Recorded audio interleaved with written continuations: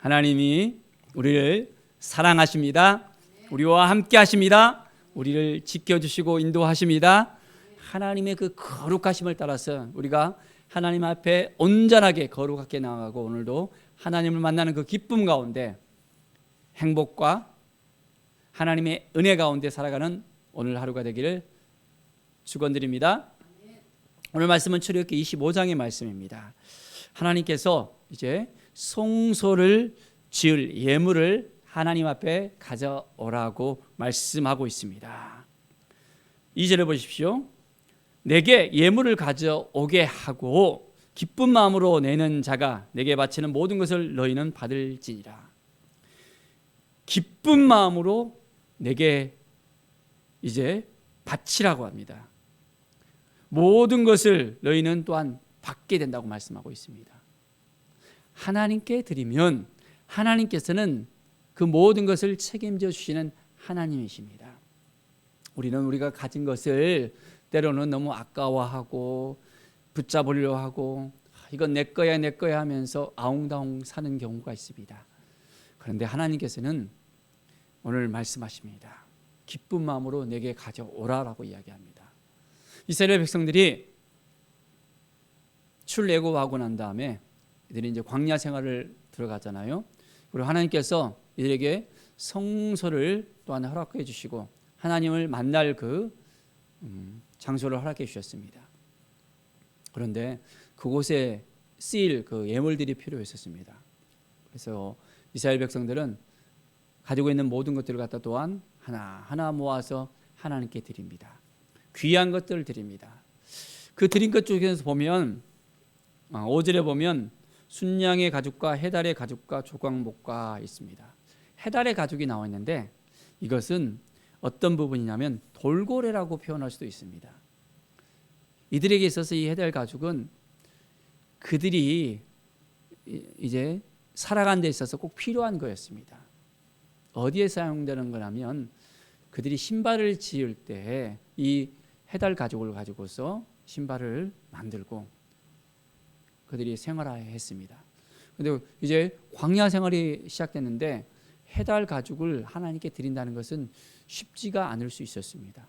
그런데 하나님께서는 그들이 기꺼이 하나님께 드릴 때 어떻게 하셨습니까? 하나님께서는 온전하게 그들을 지켜주시고 함께해 주셨던 걸 볼 수 있습니다. 40년 그 광야길에서 이제 그 발이 헤어지지 않았다 했습니다. 그들의 그 신발이 헤어지지 않을 정도로 하나님께서는 그들을 지켜주셨고 함께해 주셨고 인도해 주셨습니다. 우리의 인생 가운데 우리가 아끼는 것이 있습니다. 이것은 내 거야. 이것은 내가 붙들고 있어야 돼. 우리가 붙들고 있는 그런 부분들이 있습니다. 때로는 하나님께서 우리에게 요청합니다. 내게 달라고. 하나님께 드릴 때 하나님께서는 그것을 더 귀히 사용하시고 더욱더 30배, 60배, 100배의 놀라운 역사를 일으키기도 합니다. 하나님께 기쁜 마음으로 드릴 때 하나님께서 역사하시지만은 우리가 그것을 꼭 붙들고 있으면 하나님께서는 역사를 일으키지 않습니다. 하나님은 우리 한 사람 한 사람을 통해서 행하시고 역사하십니다. 우리 한 사람 한 사람을 통해서 잃어버린 영혼들을 구원시키고 우리 한 사람 한 사람을 통해서 우리의 가족과 교회와 이 민족을 또한 변화시키기를 원하는 것이 하나님의 계획이고 하나님의 마음입니다. 그래서 오늘 말씀하십니다. 기쁜 마음으로 내게 가져오라라고 이야기합니다. 하나님께서 우리 각자에게 말씀하십니다. 다 다를 수 있어요. 하나님이 우리에게 원하는 것은 다 다를 수 있습니다. 우리에게 요청하는 건 다 다를 수 있습니다. 하나님의 음성을 들어야 됩니다. 내가 그냥 아무거나 드리는 것이 아니라 하나님께서 내게 원하는 것, 그것이 무엇인지를 오늘 또한 찾아보십시오. 하나님이 말씀하신다면 내가 기꺼이 드릴 수 있겠습니다. 내가 무엇을 드릴 수 있습니까? 건강도 없고 물질도 없고 지혜도 없고 가진 게 없는데 하나님께 드릴 것이 없는데 하나님 저에게 무엇을 또한 원하십니까? 라고 우리가 반문할 수 있습니다. 하나님은 우리의 마음을 원하십니다. 뭘 원하신다고요? 우리의 마음을 원하십니다. 하나님께 온전히 나아가고자 하는 그 마음, 그것이 없으면 아무런 많은 것들을 갖다가 우리가 하나님께 드린다 할지라도 하나님께서 받지 아니할 수 있습니다. 먼저는 우리가 기꺼이 하나님께 기쁜 마음으로 드리는 것.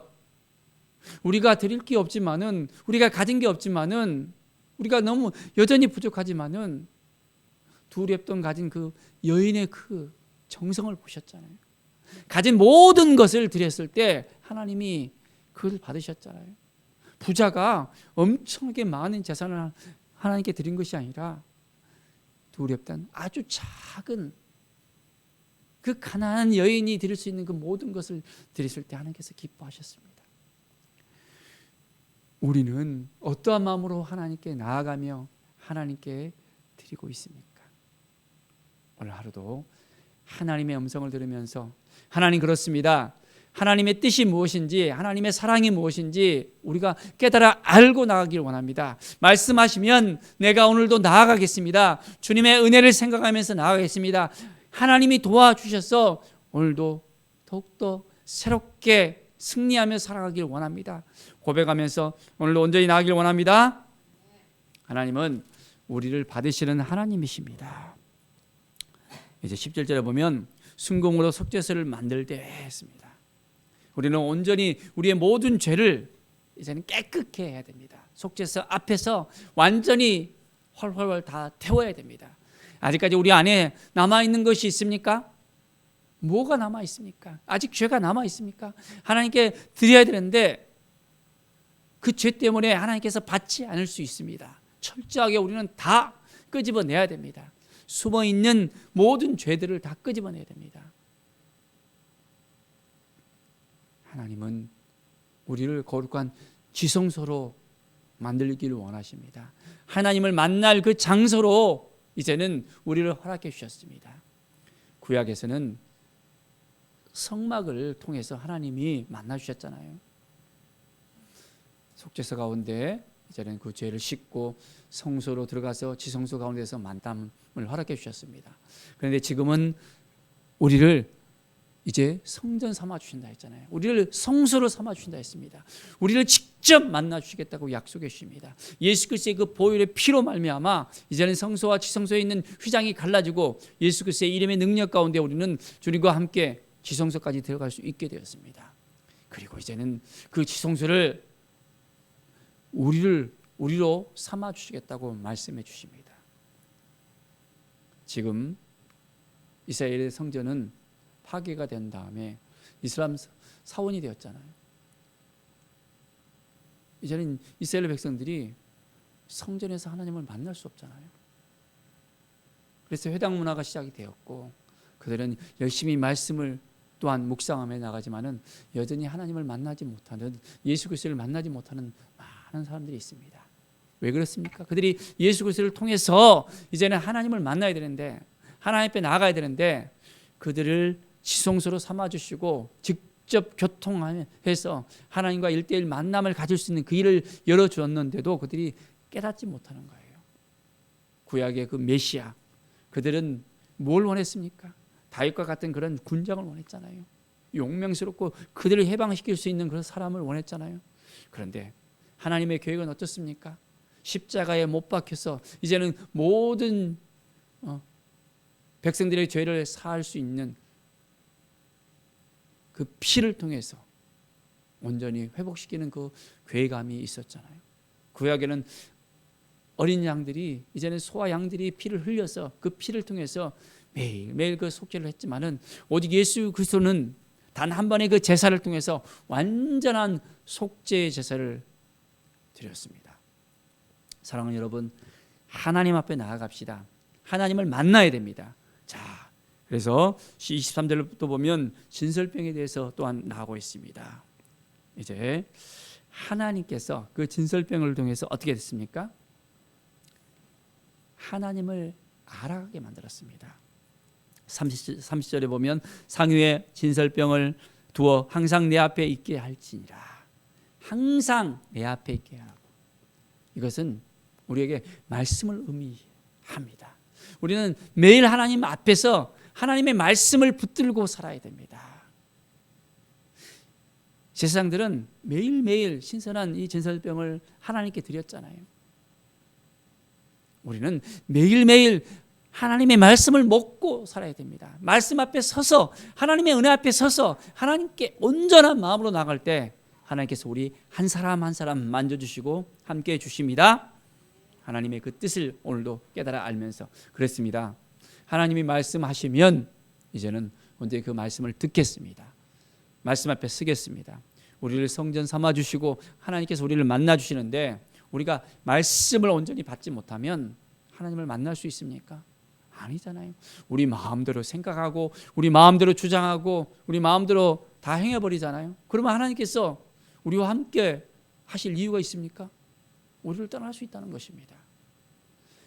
여전히 하나님은 우리와 함께 하시고 우리를 인도하시고 우리를 이끄시는 하나님이십니다. 그렇기 때문에 매일매일 말씀 앞에 서서 그 말씀을 듣고 깨닫고 이제는 하나님께서 우리에게 예배하신 그 모든 것을 우리가 다 매일매일 삶 속에서 이제는 경험하시길 바랍니다.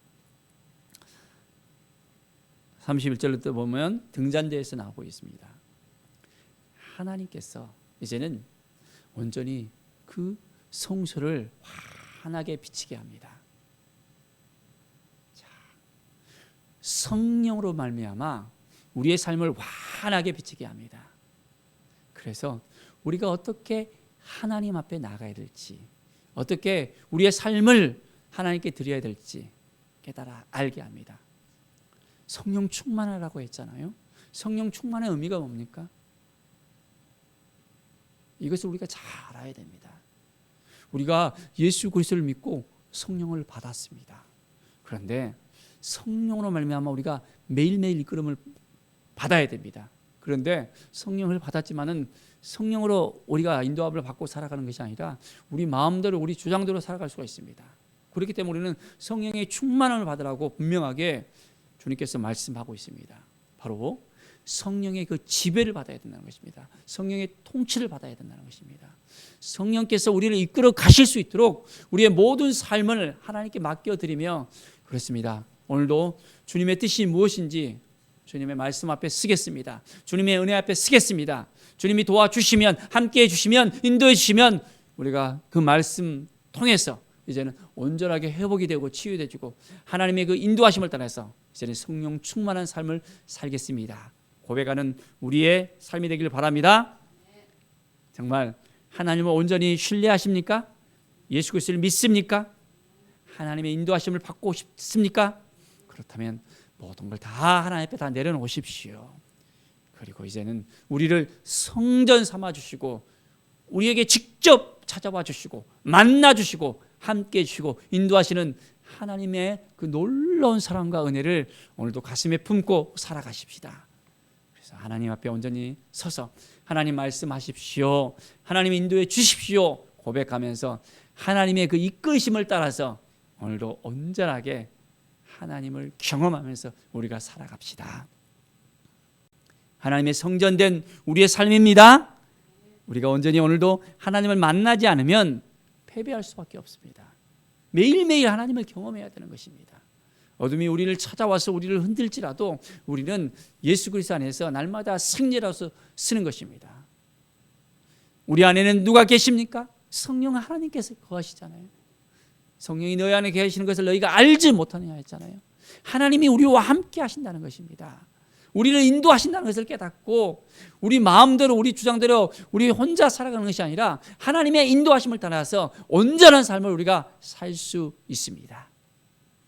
오늘도 주님 안에서 누리면서 살아가십시오.